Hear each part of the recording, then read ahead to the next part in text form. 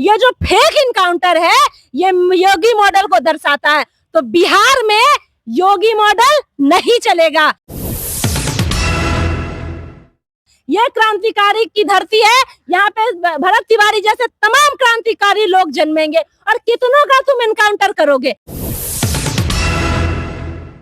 तो आज पुलिस प्रशासन के द्वारा उसे पागल घोषित कर दिया जाता है, उसे देशद्रोही घोषित कर दिया जाता है और फेक इनकाउंटर कर दिया जाता है। ये जो फेक इनकाउंटर है ये योगी मॉडल को दर्शाता है। तो बिहार में योगी मॉडल नहीं चलेगा।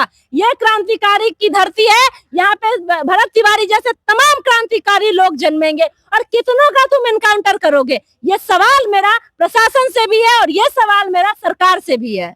चलिए देखिए, बिहार में अभी भरत तिवारी को लेकर के कई सारे सवाल उठ रहे हैं, पुलिस पर सवाल उठ रहे हैं और सत्ता पक्ष में जो नेता मंत्री है वो भी पुलिस पर सवाल कर रहे हैं। बात करें जेडीयू के नेता संजय झा की, बात करें मिथिलेश तिवारी जो एजुकेशन मिनिस्टर उनकी बात करें विजय सिन्हा का, उन्होंने कहा है कि ये गलत हुआ है। मेरे साथ जानवी राय जुड़ेगी, इनसे हम बात करेंगे कि हमेशा ये आवाज उठाते रहते हैं समाज के शोषित वर्गों के पर जब दमन होता है तो उनके खिलाफ ये बोलती रहती है। कैसे देखते हैं वो एक हत्या है, ये साजिश हत्या है? जी बिल्कुल, जो का फेक इनकाउंटर किया गया है ये बिल्कुल पुलिस प्रशासन और सरकार की द्वारा ये एक साजिश के तहत उनका इनकाउंटर कर दिया गया। हम देखते हैं कि जिस तरीके से वो क्रांतिकारी लड़का पूरे समाज के लिए खड़ा होता था, समाज के मुद्दों पे बात करता था, तो आज पुलिस प्रशासन के द्वारा उसे पागल घोषित कर दिया जाता है, उसे देशद्रोही घोषित कर दिया जाता है और फेक इनकाउंटर कर दिया जाता है। ये जो फेक इनकाउंटर है ये योगी मॉडल को दर्शाता है। तो बिहार में योगी मॉडल नहीं चलेगा। ये क्रांतिकारी की धरती है, यहाँ पे भरत तिवारी जैसे तमाम क्रांतिकारी लोग जन्मेंगे और कितनों का तुम इनकाउंटर करोगे। ये सवाल मेरा प्रशासन से भी है और ये सवाल मेरा सरकार से भी है। चलिए, ये आज 5 दिन के बाद जो उनके माता पिता एफआईआर कर रहे थे, लेकिन आज 5वां दिन उनका एफआईआर लिया गया है, तो इसको किस तरह दे? अगर ये मीडिया में ये बात हाइप नहीं होती तो शायद एफआईआर होता भी नहीं। जी बिल्कुल, प्रशासन बहुत कोशिश करती है कि जो लोग आवाज उठाते हैं उनकी आवाज को दबा दिया जाए। देख रहे हैं कि 5 दिनों से लगातार सभी लोग इस मुद्दे को उठा रहे हैं कि जो युवा समाज के लिए एक प्रेरणा था, जो युवा अपने समाज के लिए क्रांतिकारी कामों को करता था, उसे पागल घोषित कर दिया गया। तो ये तो गलत था, तो इसके खिलाफ हम आवाज उठा रहे थे। और इसके बाद प्रशासन इतनी निकम्मी हो चुकी है कि उसके बाद भरत तिवारी के परिवार पे इनका एफआईआर कर दिया गया। लेकिन जो परिवार पीड़ित है, जिसका बेटा खो गया, उन्होंने खो दिया, आज उनका एफआईआर 5 दिनों तक लॉन्च नहीं हुआ। जब लगातार मीडिया इस चीज को बताता रहा, इस चीज का हेडलाइन डालता रहा न्यूज में कि भरत तिवारी का इनकाउंटर क्यों हुआ, तब लास्ट में एफआईआर लेना पड़ा। ये जो सरकार है, ये जो प्रशासन है, ये साफ तौर पर निकम्मी हो चुकी है, बिक चुकी है और भारत में और बिहार में अंग्रेजों का शासन लाना चाहती है। जो अंग्रेजों का शासन हम युवा वर्ग नहीं आने देंगे। चलिए बात करते हैं कि जिस तरह से भरत तिवारी को, उसके ऊपर कोई बैकग्राउंड वो नहीं था, क्रिमिनल अपराधी नहीं था, वो किसी तरह का उनके ऊपर पुलिस रिकॉर्ड में था ही नहीं कि वो क्रिमिनल है कोई भी हो। लेकिन हम बिहार की ही बात करें या यूपी की बात करें, बहुत सारे ऐसे ऐसे अपराधी प्रवृत्ति के लोग जो MP MLA बन के बैठे हुए हैं और उन पर कई सारे केस हैं, उनको लोग पुलिस पूछती है, उनके बॉडीगार्ड के रूप में रहती है, तो उनको तो कुछ करती नहीं है। रेपिस्ट है, मुझे बेगूसराय घटना के बारे में आपको पता है, उनका केस लेने में 3-4 दिन लगा दिए। तो वहाँ पुलिस दो नजरी नहीं करती है यहाँ पर पुलिस।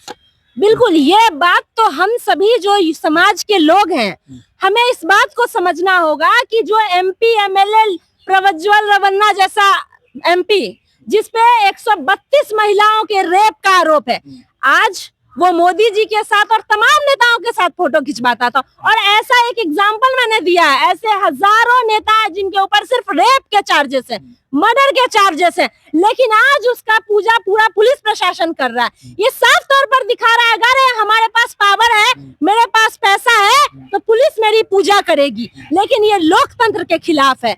ये लोकतंत्र कहता है कि यहाँ पे सभी लोग बराबर हैं। ये लोकतंत्र कहता है कि जब समाज में कोई गलती होगी तो हर युवा इसका जिम्मेदार है और हर युवा अपनी आवाज उठाएगा। लेकिन ये जो प्रशासन है, ये जो सम्राट की निकम्मी पुलिस है, ये हमेशा युवाओं को दबाने का काम करती है। हम देखते हैं कि हम ऐसे सीएम से, ऐसे चूड़ी पहने हुए सीएम से क्या उम्मीद करेंगे जो खुद 10 से ज्यादा क्रिमिनल केसेस में वो साजिश के तहत उस पर मुकदमा दर्ज है।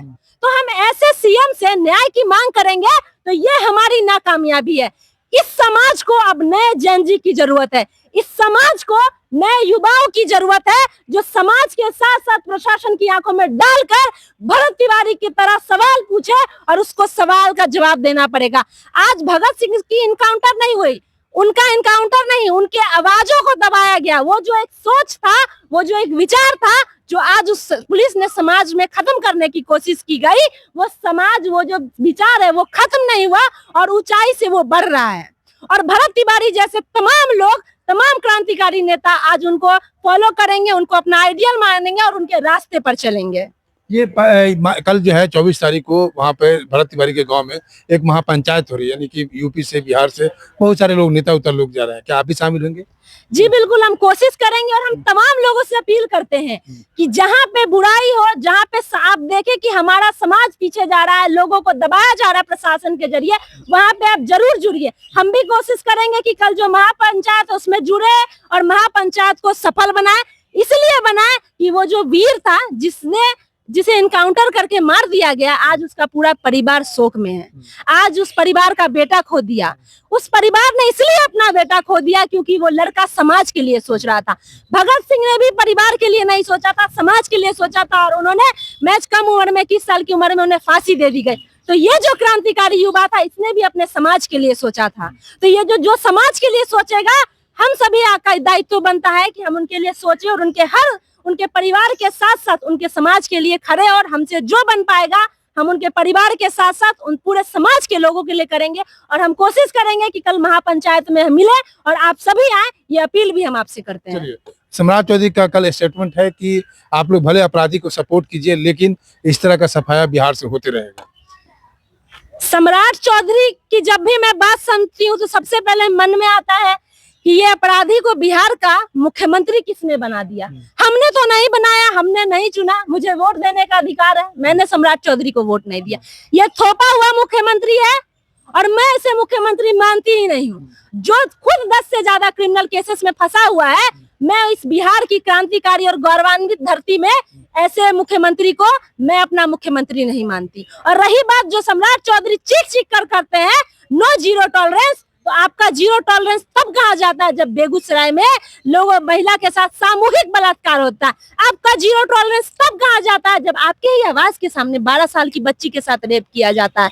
आपका जीरो टॉलरेंस तब कहा जाता है जब नालंदा के 2 युवक को पीट कर मार दिया जाता है। तो सवाल खड़ा करता है कि आप युवाओं को दबाना चाहते हैं, सवाल खड़ा करता है कि जो समाज में बोलेगा आप उसको दबाना चाहते हैं। आप जीरो टॉलरेंस की नीति नहीं अपना रहे, आप अदानी से लेके तमाम जो कॉर्पोरेट लोग हैं उसको बचाने की कोशिश कर रहे हैं और खुद को भी बचा रहे हैं। आप जानते हैं कि जब समाज एकत्रित होगा, युवा एकत्रित हो गए, तो मेरी कुर्सी चली जाएगी। ये डर है, इसलिए आज भरत तिवारी जैसे युवाओं का एनकाउंटर किया जा रहा है और इसे फेक इनकाउंटर हम कहते हैं, इसे साजिश कहते हैं, इसे हत्या कहते हैं। और तमाम जो वर्दीधारी लोग हैं, हम उनका सस्पेंशन की बात नहीं करते, उन्हें सजाए मौत हो, क्योंकि उसने एक बहुत अच्छे क्रांतिकारी वीर को मारा है। और जब वीरों की मौत होती है तो वैसे लोगों की सजा, हम सस्पेंशन की बात नहीं करेंगे, उसे भी उसी तरीके से मारा जाए जिस तरीके से उसने फेक एनकाउंटर के तहत भरत तिवारी को मारा है।